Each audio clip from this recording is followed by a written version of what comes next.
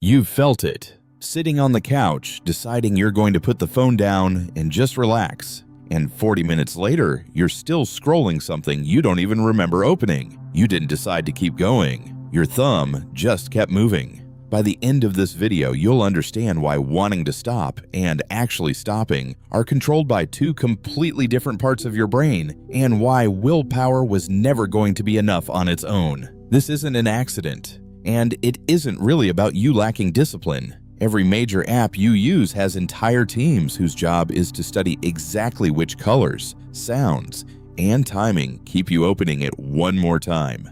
You're not failing at self-control. You're competing against people who get paid to make putting the phone down harder. The mechanism behind this has a name, and it was discovered decades before smartphones existed. In the 1950s, psychologist B.F. Skinner ran experiments where pigeons pecked a lever for food. When the food came every single time, the pigeons pecked steadily and stopped as soon as they were full. But when the reward came randomly, sometimes after one peck, sometimes after 20, the pigeons pecked obsessively, far more than when the reward was guaranteed. Unpredictable reward creates stronger compulsion than reliable reward. Every time you pull down to refresh a feed, you're the pigeon. Sometimes there's something interesting, sometimes there isn't. Your brain can't predict which, so it keeps checking. This exact design principle didn't stay in a lab. It became the backbone of the modern slot machine industry, and decades later, the same behavioral principles were directly applied when social media and notification systems were being built.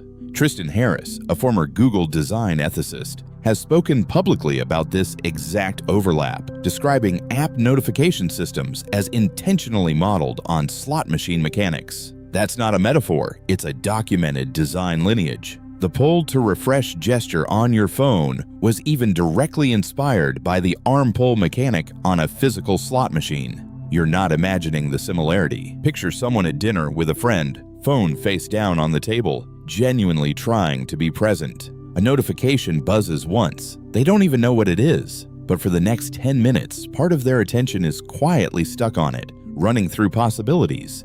Even while nodding along to the conversation, the friend never notices anything's wrong. But the person's actually only half there, pulled by a single buzz they didn't even look at. Or picture 11 p.m. Lights off. One final scroll before sleep that was supposed to take 2 minutes.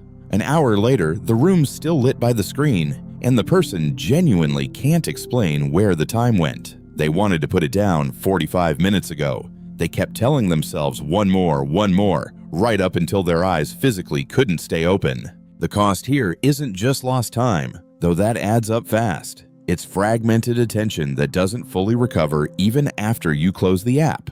A well-documented lag researchers call attention residue, where part of your focus stays stuck on whatever you were just doing. It's disrupted sleep from screen exposure late at night. And it's a subtler cost, the erosion of your own sense of control, that quiet unease of knowing you intended to stop and didn't, over and over, which chips away at self-trust more than people realize. Let's clear up 3 myths about this. Myth 1. It's just a willpower problem. You're fighting a system engineered by behavioral scientists specifically to outlast willpower. That's not a fair fight, and losing it isn't a character flaw. Myth 2. Deleting the app fixes it. It helps, but the underlying compulsion, checking for unpredictable reward, will simply attach itself to whatever's left. Email, texts, anything with a red notification dot. Myth 3. This is a teenager problem. The variable reward mechanism doesn't check your age. Adults are just as susceptible, sometimes more,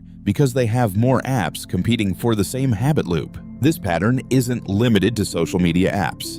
Email inboxes run on the same mechanic. Most messages are routine, but the occasional important one keeps you checking constantly just in case. Group chats work the same way. Even inbox badge numbers exploit a related effect, an unresolved number your brain reads as an unfinished task it wants closed. Anywhere an unpredictable, occasionally rewarding signal exists, this loop can attach itself. Here's a useful way to tell the difference between actually needing your phone and compulsively checking it. Ask what specifically you're checking for. If you can name it, a reply from someone specific, a piece of information you need, that's a real need. If you genuinely can't name what you're looking for, and you're just opening the app to see what's there, that's the reward loop running on autopilot, not an actual purpose. Quick check. 1. You pick up your phone and can't remember deciding to. 2. You check an app, find nothing new, and check it again within minutes anyway. 3. You've said out loud just 5 more minutes, and meant it more than once this week.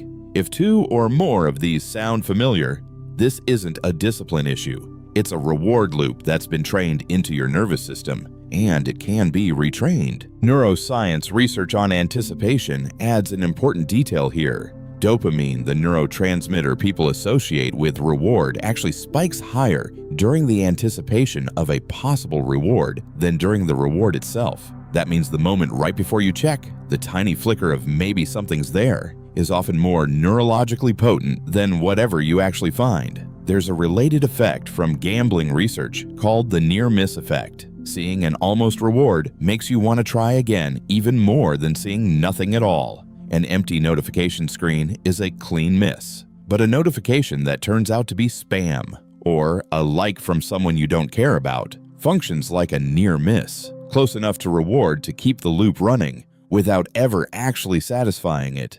The craving was never really about the content, it was about the checking. So here's where to actually start. First, turn off non-essential notifications entirely, not just silence them. Remove the trigger so there's nothing pulling your attention in the first place. Second, physically separate yourself from your phone during specific windows. Another room during meals, outside the bedroom at night. Distance makes the automatic reach much harder to complete without noticing. Third, replace the checking motion with a specific alternative action, even something small like picking up a glass of water so your hands have somewhere else to go during the urge. Fourth, when you do catch yourself mid-scroll, don't spiral into guilt about it. Just close the app calmly. Guilt keeps you stuck in the loop. Calm redirection actually breaks it. Fifth, turn your screen to grayscale during high-risk hours. Evenings especially. Color is a major part of what makes notification badges and app icons visually compelling, and removing it measurably reduces the pull, according to several small behavioral studies on phone use. Left unaddressed, this pattern tends to compound quietly. Fragmented attention during the day makes deep, focused work feel harder and harder to access, even on tasks you actually care about. Disrupted sleep from nightly scrolling builds into a chronic deficit that affects mood and memory in ways that are easy to blame on everything except the actual cause. And the slow erosion of self-trust, telling yourself you'll stop and not stopping, quietly bleeds into other areas of self-discipline too. The urge itself is not a moral failing, but left unmanaged, it costs more than screen time. If any of this sounded familiar, you're not undisciplined. You're responding exactly the way a human brain is built to respond to unpredictable reward. Subscribe if you want more of this. We break down a new piece of human behavior every Tuesday and Friday.